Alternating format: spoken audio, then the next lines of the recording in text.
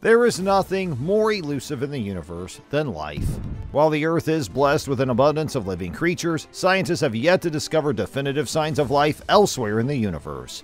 This all may change soon, though, as the latest reports from NASA suggest the discovery of two super-Earths that could sustain life. Let's take a closer look. Many of science's greatest mysteries surround questions of how much life is in the universe and what forms it might take. And given the popularity of sci-fi movies depicting alien creatures, interest is not limited to researchers alone. For millennia, great minds have contemplated the origin, nature, and prevalence of extraterrestrial life. But despite the impressive brain power brought to bear, the frustrating reality is we don't know who or what is out there. Scientists have good reason to think billions of inhabited worlds are sprinkled throughout our galaxy and a universe teeming with life. Perhaps even technologically advanced life. But maybe the genesis and long-term survival of life on Earth has been a once-in-a-galaxy fluke. Maybe we're living in one of the precious few miracle worlds where life evolved to staggering levels of diversity and complexity. Scientists can debate these questions until they're blue in the face, and they have. But the only way to find out the definitive answer is to observe and explore. And here's the good news. Never before have scientists had so many tools at their disposal. Excitement is palpable that in 10 to 20 years, astrobiology could make the critical leap from theory to direct observation, no longer suffering the ignominy of being a science whose subject matter is not proven to exist. Although there's no official competition or roadmap, scientists across multiple disciplines are pursuing three general pathways for detecting extraterrestrial life. First, they're hunting for life in the solar system using robotic or sample return missions. Second, they're searching for compelling evidence of life-bearing worlds by probing exoplanet atmospheres. Third, they're chasing the ultimate jackpot, evidence of intelligent life through purposefully seeking out alien signals or receiving them by serendipity. A major challenge in any search for life is defining exactly what we are looking for. Terrestrial life assumes such a dizzying variety of forms, from acid-loving bacteria to kangaroos, that attempts to define it inevitably leave out entire classes of critters. Plus, what's out there in the greater universe might be even more extreme than anything we can imagine from our limited geocentric perspective. In their recent book, Imagined Life, planetary scientist Michael Summers and physicist James Trefil identify three kinds of life: life like us, life not like us, and life really not like us. The first centers around all terrestrial biota, life based on organic chemistry using liquid water as a solvent. The second involves chemistry based on elements other than carbon, such as silicon. The third is the wild card, life forms so far outside our conceptual horizon that we might not even recognize them as being alive. Scientists are familiar with the first type of life, so they have some idea of what they're looking for. Better yet, solar system exploration over the past 5 decades has greatly increased the inventory of relatively nearby candidate worlds that might harbor some form of familiar biology.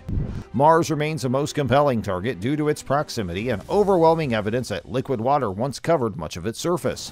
Finding life on Mars would be a monumental breakthrough. If that life turns out to be similar to that on Earth, it would imply that either it was transported inside a meteoroid from one planet to another, or that both worlds were seeded from a common outside source. It would be amazing to learn that planets can exchange life, and that terrestrial life might have originated on Mars. But if Martian life has a different chemical makeup, is not based on cells, or utilizes information encoding molecules other than DNA and RNA, it would strongly suggest that life originated independently on two different worlds and took two different paths. This would then imply that life is widespread in the galaxy. Humanity has long focused on Mars as the most promising abode of life, but interplanetary probes have greatly expanded the list to include worlds that might contain liquid water oceans beneath their icy facades. Calculations by scientists at the University of Arizona suggest there could be as many as 12 to 15 solar system worlds that harbor subsurface oceans. These include planets, moons, and even Kuiper Belt objects such as Pluto. Life on such worlds could resemble the myriad bacteria, tube worms, clams, and other life forms that thrive around hydrothermal vents on Earth's ocean floors. These creatures draw their sustenance from nutrients expelled by the vents, not from sunlight. The icy shells of Europa and Enceladus are relatively thin. In 2005, NASA's Cassini spacecraft returned spectacular images of jets venting salty ice particles into space from Enceladus's south polar region. And in 2014, the Hubble Space Telescope first spotted evidence of plumes emanating from Europa's south pole. In 2019, researchers released the best evidence yet that Europa's plumes contain water. All these discoveries suggest that biogenic materials could exist at or near the surface. Thanks to revolutionary advances in the discovery and characterization of exoplanets over the past 20 years, it is now conceivable that scientists could find the first strong evidence for extraterrestrial life on a planet outside the solar system. As of last year, astronomers had discovered more than 4,000 planets outside our solar system, and thanks to space telescopes such as Hubble and Kepler, as well as numerous ground-based instruments, we have surprisingly detailed information about the size, mass, density, and even atmospheric composition of many of these worlds. For now, the best information on exoplanet atmospheres comes from transit spectroscopy. In short, when a planet crosses or transits the face of its host star, as seen from Earth's line of sight, starlight passes through the planet's upper atmosphere and interacts with the chemicals there. By comparing spectra taken during transit to observations of the star alone when the planet's not transiting, astronomers can extract information about the planet's atmospheric chemistry. Make no mistake, these are exceedingly difficult and time-consuming observations. But several teams have used this technique to reveal atmospheric constituents on a few dozen exoplanets, finding chemicals such as water, carbon monoxide, iron, magnesium, sodium, potassium, and even the rare elements scandium and yttrium.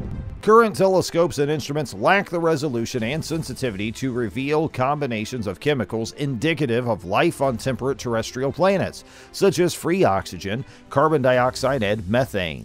Scientists are particularly interested in finding evidence for disequilibrium chemistry, a blend of compounds that should not exist together in a planetary atmosphere without the existence of life.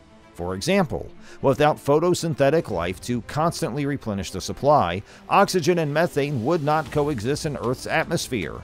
The new generation of telescopes, which includes the JWST, is capable of conducting infrared observations of relatively nearby transiting exoplanets, especially super-Earths orbiting red dwarfs.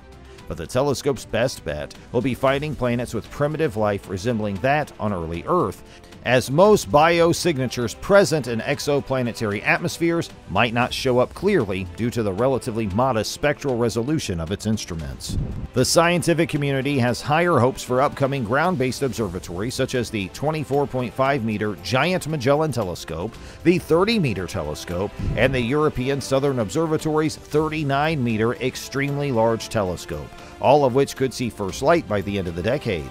These behemoths will be equipped with high-resolution spectrographs and other high-tech instruments to look for biosignatures at optical and near-infrared wavelengths.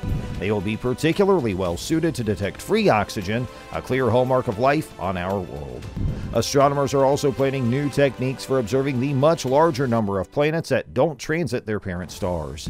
Probing a non-transiting planet enables a telescope to see deeper into the atmosphere and perhaps all the way down to the surface. But even if astronomers find biosignatures in exoplanet atmospheres, it remains unclear whether the broader community will accept them as evidence of extraterrestrial life. An international team of astronomers has discovered two new super-Earths orbiting a distant ultra-cool dwarf star located 100 light-years away from Earth. The newly spotted exoplanets orbit the second coolest star ever found with planets around it.